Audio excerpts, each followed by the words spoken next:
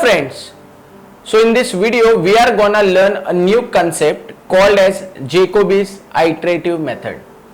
Now what is use of iterative method and what exactly is Jacobi's iterative method?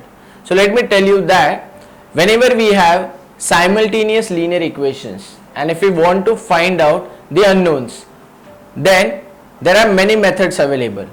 So you must have done the method of Cramer's rule or the method of Gauss elimination, the method of Gauss-Jordan. So these are the some examples or some methods by which you can solve the simultaneous linear equations. So Jacobi's iterative method is one of them. By using this method you can solve simultaneous linear equations. Now why do we call it as iterative method? So the reason is, in Jacobi's or in any iteration method, when we go through multiple iterations we reach near to root.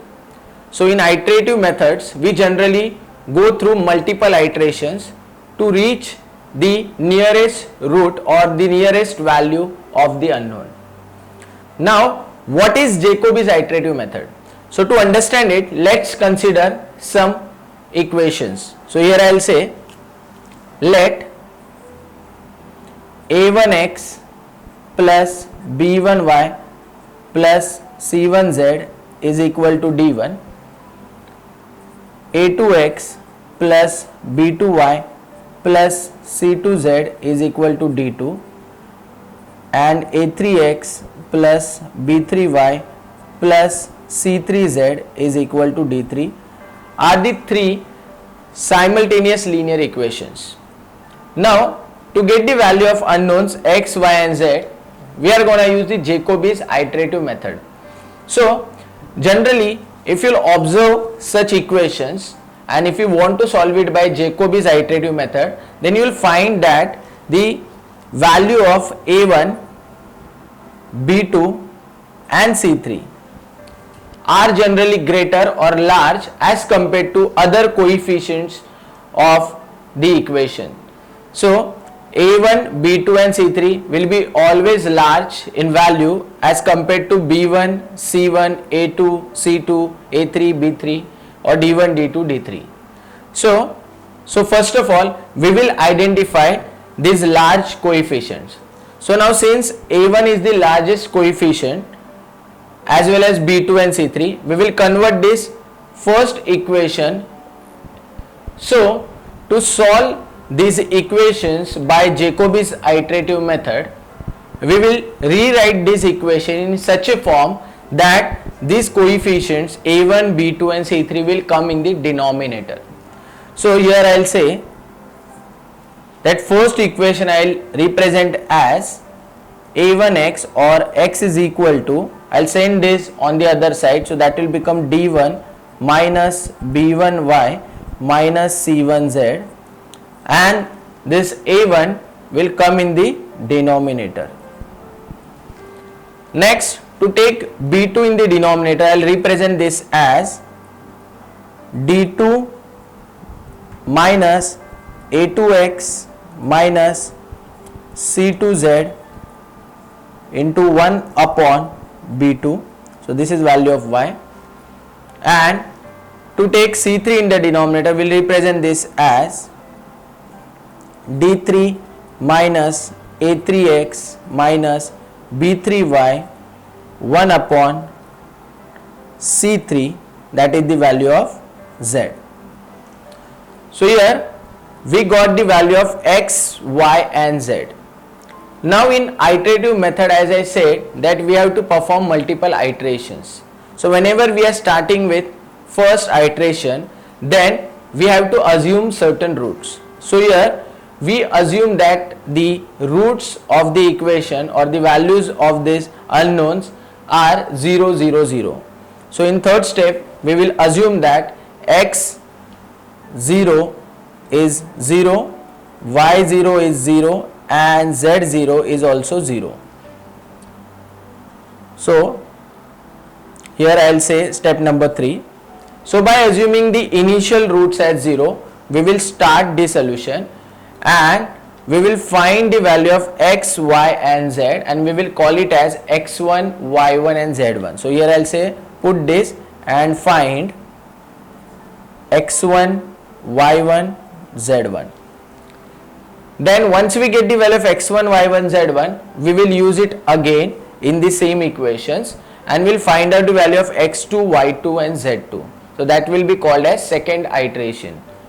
Then we'll take those values of x2, y2, z2 in the same equation to get the value of x3, y3 and z3, and we'll continue this process till we get desired level of accuracy. So once we get the desired level of accuracy, we stop the operation and whatever is the value of x, y and z in that iteration will be our final value of these variables x, y and z. So step number 4 here I'll say continue. Step number 3 till we get desired accuracy.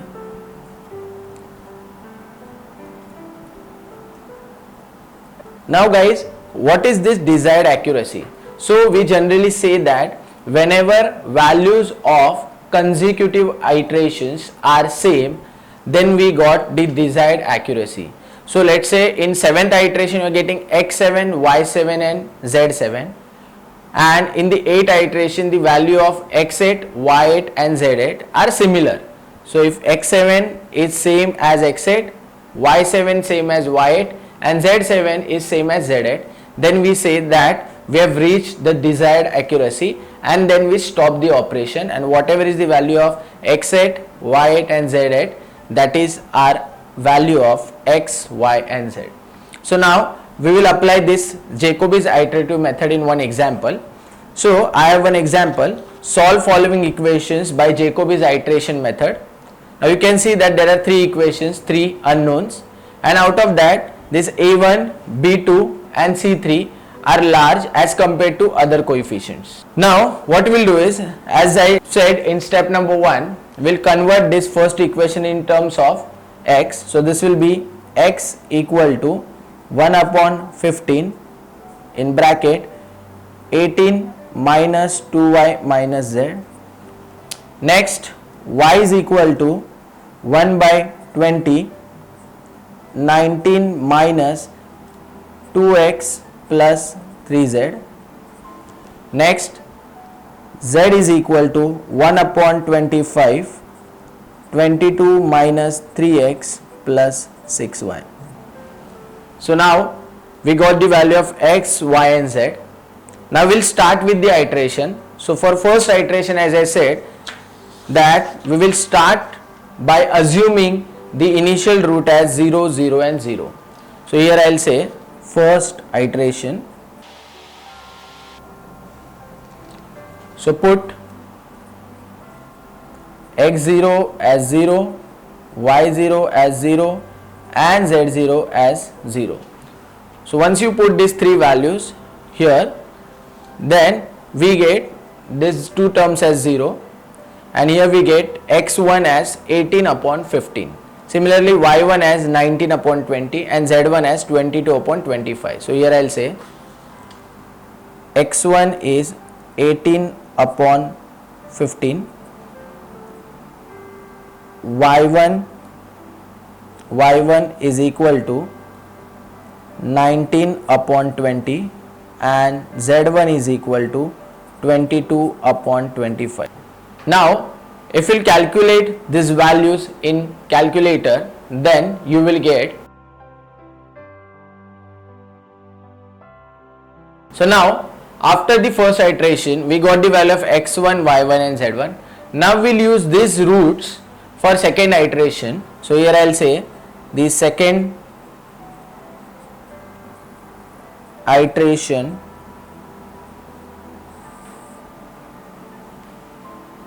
put x1 is equal to 1.2, y1 is equal to 0.95 and z1 is equal to 0.88.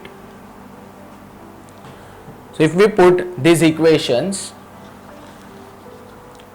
here we'll get x2 as 1 by 15, 18 minus 2 y1 minus z1. So here I'll say therefore x2 is equal to 1 upon 15, 18 minus 2 times y1. So y1 is 0.95 minus 0.88.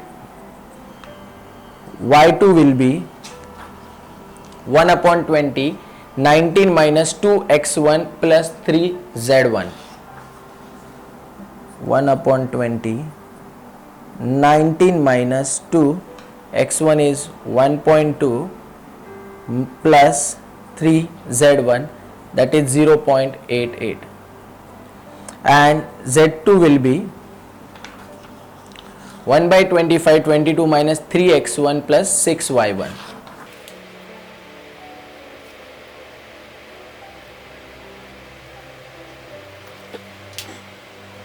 So if you will solve this in calculator, then you will get x2 as,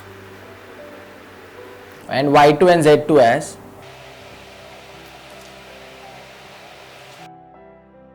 now here we got the values of x2, y2 and z2. We'll put these values in the third iteration to get the value of x3, y3 and z3.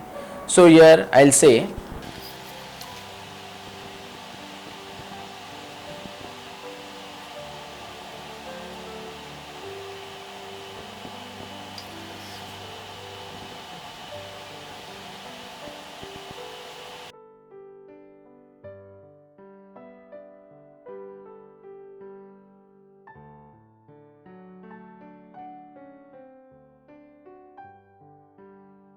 and if you will solve these three equations in calculator, then you will get, and if you will solve these three equations in calculator, then you will get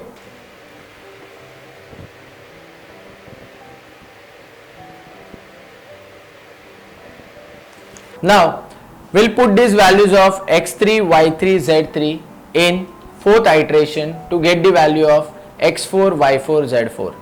And we'll continue this process till we get the desired level of accuracy. So the fourth iteration will give us, ये fast forward है सगा, ये fast forward कर देना जो भी मैं लिख रहा हूँ ना अभी.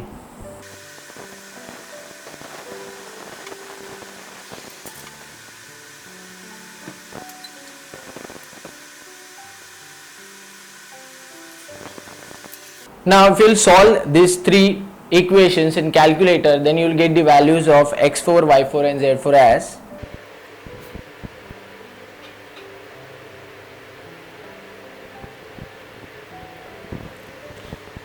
so now we will put these values of x4, y4 and z4 in next iteration, that is fifth iteration. So we will get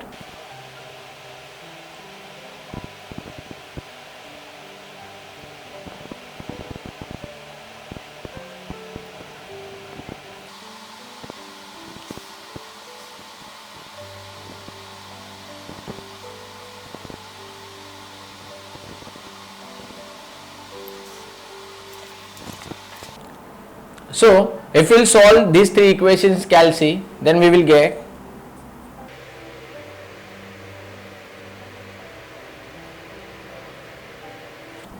now we will use these values of x5, y5 and z5 in the next iteration, that is sixth iteration, and we will get x6, y6 and z6.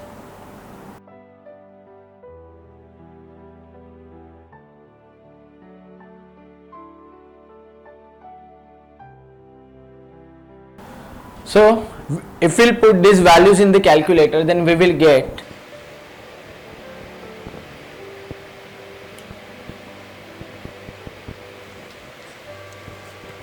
now if you will see the fifth and sixth iteration, then you can see that the value of x5, x6 is going towards 1. So in the next iteration we will get value as 1, or here also it is almost equal to 1. Next the value of y5 is also going towards 1 because 0.9994 we are getting 9996, so it will be 1, and similarly value of z is going towards 1, that is 0.9980, 0.9998. So in next iteration we will get the values of 1 1 1, and therefore I'll say here that the value of x is equal to value of y is equal to value of z, that is equal to 1. So here we got the values of x, y and z by using Jacobi's iteration method. Thank you.